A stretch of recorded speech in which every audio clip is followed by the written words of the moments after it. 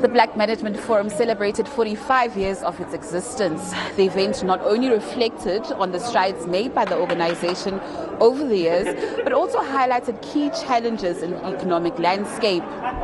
Some of those challenges include corruption. President Cyril Ramaphosa says the whip must crack down on corrupt individuals, regardless of who they are.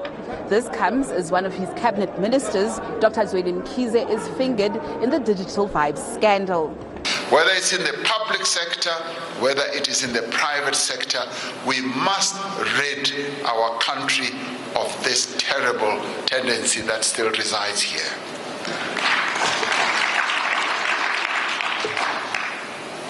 And those who want to perpetrate those acts cannot pretend that their actions are justified by transformation.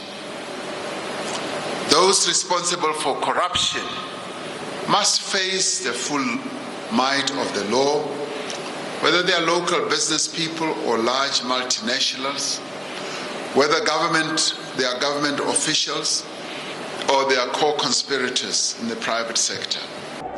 BMF President Andile Nomlala says corruption delegitimizes the efforts of government. We definitely commend the current regime and the sixth administration in some of the strides that they are making in dealing with corruption. But the truth of the matter is that the corruption is still a pandemic in our country and is continuing unabated, and it's definitely having a huge telling impact. On the issue of the COVID-19 pandemic, Ramaphosa says that he hopes that the World Trade Organization member countries would co-sponsor a proposal put forward by South Africa and India to waive the intellectual property rights for the COVID-19 vaccines. The proposal has since been supported by BRICS. What we are now advocating for, which I will also do actively at the G7 meeting next week, is to have the WTO, and particularly those countries that are still resisting and reluctant, particularly in Europe, to agree to this waiver. Because once this waiver is agreed to, intellectual property is then released.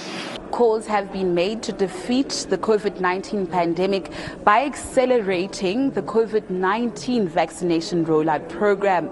Natasha Piri, SABC News, Johannesburg.